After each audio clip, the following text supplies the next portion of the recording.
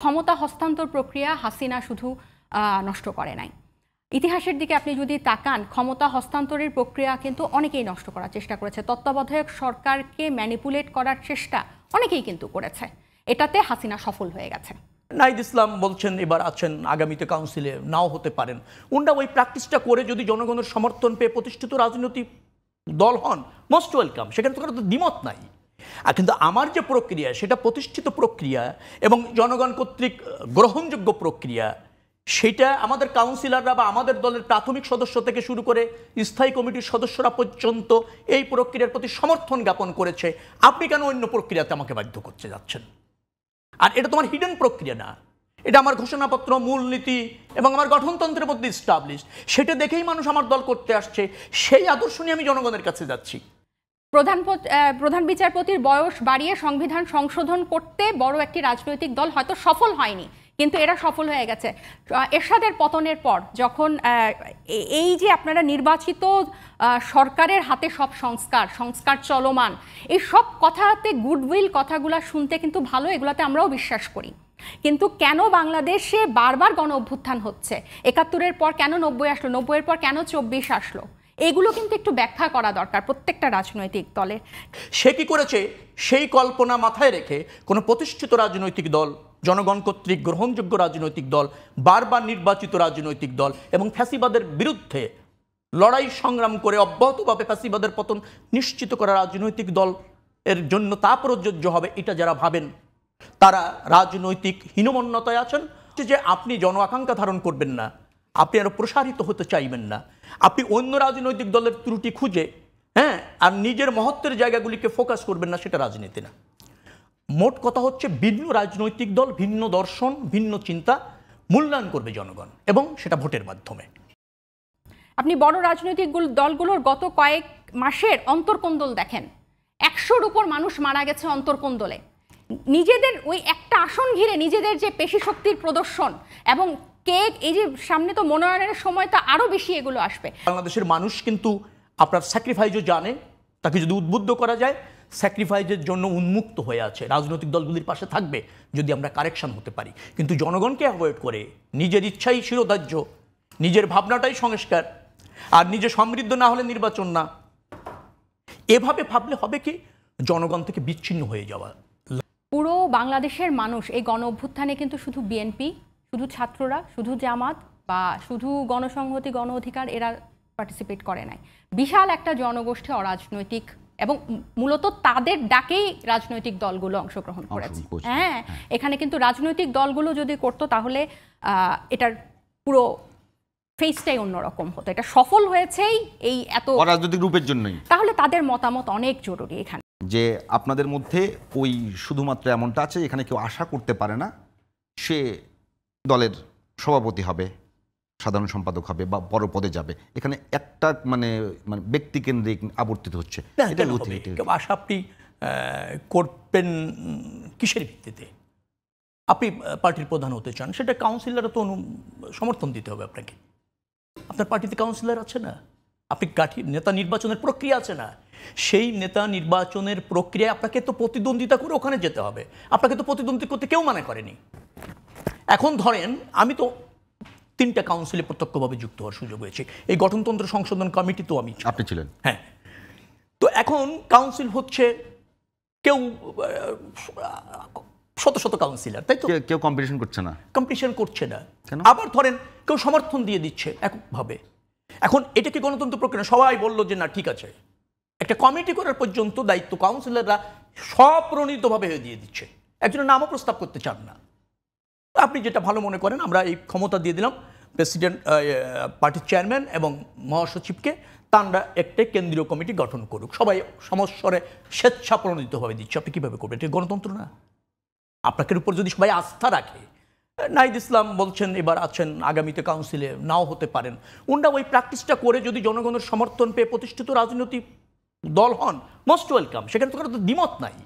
আর কিন্তু আমার যে প্রক্রিয়া সেটা প্রতিষ্ঠিত প্রক্রিয়া এবং জনগণ কর্তৃক গ্রহণযোগ্য প্রক্রিয়া, সেটা আমাদের কাউন্সিলররা বা আমাদের দলের প্রাথমিক সদস্য থেকে শুরু করে স্থায়ী কমিটির সদস্যরা পর্যন্ত এই প্রক্রিয়ার প্রতি সমর্থন জ্ঞাপন করেছে। আপনি কেন অন্য প্রক্রিয়াতে আমাকে বাধ্য করতে যাচ্ছেন? আর এটা তোমার হিডেন প্রক্রিয়া না, এটা আমার ঘোষণাপত্র, মূলনীতি এবং আমার গঠনতন্ত্রের মধ্যে স্টাবলিশড। সেটা দেখেই মানুষ আমার দল করতে আসছে, সেই আদর্শ নিয়ে আমি জনগণের কাছে যাচ্ছি, আর সেই আদর্শটাকে জনগণ সমর্থন জানাচ্ছে। আমি তো এই প্রক্রিয়ায় দল চালাতে চাই, এই প্রক্রিয়ায় রাষ্ট্র ব্যবস্থাপনায় অংশ নিতে চাই, সেটা তো আমার হিডেন কিছু না। আরেকটা কথা মনে দরকার, শেখ হাসিনার ফ্যাসিবাদী কি করেছে সেটা কোনো উদাহরণ হতে পারে না। শেখ হাসিনা ফ্যাসিবাদ, যার জন্য আমরা ঐক্যবদ্ধ হয়ে তার পতন ঘটিয়েছি। সে কি করেছে সেই কল্পনা মাথায় রেখে কোনো প্রতিষ্ঠিত রাজনৈতিক দল, জনগণ কর্তৃক গ্রহণযোগ্য রাজনৈতিক দল, বারবার নির্বাচিত রাজনৈতিক দল এবং ফ্যাসিবাদের বিরুদ্ধে লড়াই সংগ্রাম করে অব্যাহতভাবে ফ্যাসিবাদের পতন নিশ্চিত করা রাজনৈতিক দল এর জন্য তা প্রযোজ্য হবে, এটা যারা ভাবেন তারা রাজনৈতিক হীনমন্যতায় আছেন। যে আপনি জন আকাঙ্ক্ষা ধারণ করবেন না, আপনি আরো প্রসারিত হতে চাইবেন না, আপনি অন্য রাজনৈতিক দলের ত্রুটি খুঁজে আর নিজের মহত্বের জায়গাগুলিকে ফোকাস করবেন না, সেটা রাজনীতি না।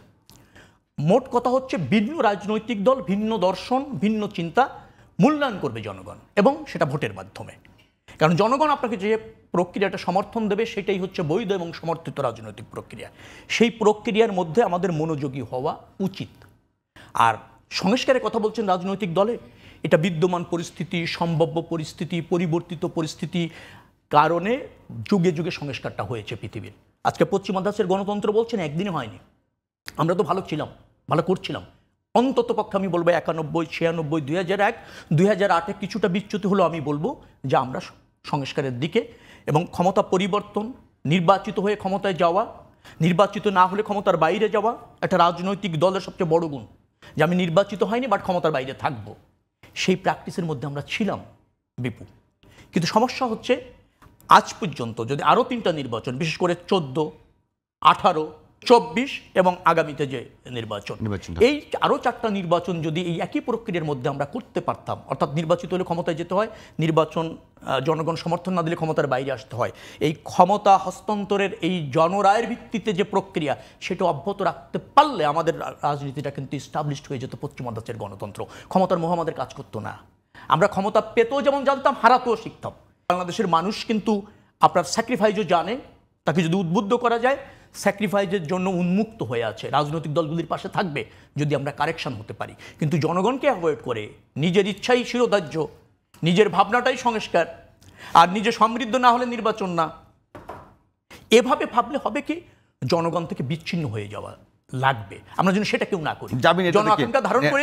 রবি ভাই, আপনাকে থামাইদের জামিন, এটাতে কি বলবেন সবশেষটাতে?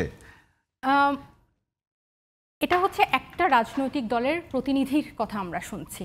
একটা রাজনৈতিক দল যদি ধরেন হায়েস্ট 35 to 40% ভোট নিয়ে ভোট পেল, ধরেন 100-তে 40 জন, এটা হচ্ছে 100%-এর কিন্তু না। পুরো বাংলাদেশের মানুষ এই গণ অভ্যুত্থানে কিন্তু শুধু বিএনপি, শুধু ছাত্ররা, শুধু জামাত বা শুধু গণসংহতি, গণ অধিকার এরা পার্টিসিপেট করে নাই। বিশাল একটা জনগোষ্ঠী অরাজনৈতিক, এবং মূলত তাদের ডাকেই রাজনৈতিক দলগুলো অংশগ্রহণ করেছে। হ্যাঁ, এখানে কিন্তু রাজনৈতিক দলগুলো যদি করতো তাহলে এটার পুরো ফেসটাই অন্যরকম হতো। এটা সফল হয়েছেই এই এত রাজনৈতিক রূপের জন্যই। তাহলে তাদের মতামত অনেক জরুরি এখানে। ক্ষমতা হস্তান্তর প্রক্রিয়া হাসিনা শুধু নষ্ট করে নাই, ইতিহাসের দিকে আপনি যদি তাকান, ক্ষমতা হস্তান্তরের প্রক্রিয়া কিন্তু অনেকেই নষ্ট করার চেষ্টা করেছে। তত্ত্বাবধায়ক সরকারকে ম্যানিপুলেট করার চেষ্টা অনেকেই কিন্তু করেছে। এটাতে হাসিনা সফল হয়ে গেছে। এটা হাসিনা সফল হয়ে গেছে দেখে আজকে আমরা 16 বছরের এই নৃশংস একটা স্বৈরশাসক দেখলাম। আর এইটা কি ছিল? নির্বাচিত ছিল, কিন্তু সে ইয়ারা কিন্তু এসেছে বাইরে থেকে, কিন্তু ডেলিগেটরা এসেছে নির্বাচন দেখতে। নির্বাচন হয়েছে, নির্বাচন কমিশনার ছিল, রিটার্নিং অফিসার ছিল, আইন শৃঙ্খলা ছিল, সব খুব সুন্দর নির্বাচন হয়েছে। শুধু ভোট ছিল না, ওখানে ভোটার ছিল না। কিন্তু কেউ কি এই নির্বাচনকে চ্যালেঞ্জ করার মতো কোনো ধরনের সাহস দেখিয়েছে? কে দেখাবে সাহস? পুরো সিস্টেম হাসিনার আন্ডারে। আমি আবার বলছি, হাসিনা কিন্তু এখানে রূপক। তাহলে এই ক্ষমতা হস্তান্তর প্রক্রিয়াকে ম্যানিপুলেট করতে হাসিনা সক্ষম হয়ে গেছে। প্রধান বিচারপতির বয়স বাড়িয়ে সংবিধান সংশোধন করতে বড় একটি রাজনৈতিক দল হয়তো সফল হয়নি, কিন্তু এরা সফল হয়ে গেছে। এরশাদের পতনের পর যখন এই যে আপনারা নির্বাচিত সরকারের হাতে সব সংস্কার চলমান, এই সব কথাতে গুডউইল কথাগুলা শুনতে কিন্তু ভালো, এগুলাতে আমরাও বিশ্বাস করি। কিন্তু কেন বাংলাদেশে বারবার গণ অভ্যুত্থান হচ্ছে? 71-এর পর কেন 90 আসলো, 90-এর পর কেন 24 আসলো? এগুলো কিন্তু একটু ব্যাখ্যা করা দরকার প্রত্যেকটা রাজনৈতিক দলের। কারণ এই 90-এর পরে যখন দুইটা বড় বড় রাজনৈতিক দল আসলো, তারা কিন্তু একটা সংস্কার প্রস্তাবও বাস্তবায়ন করে নাই।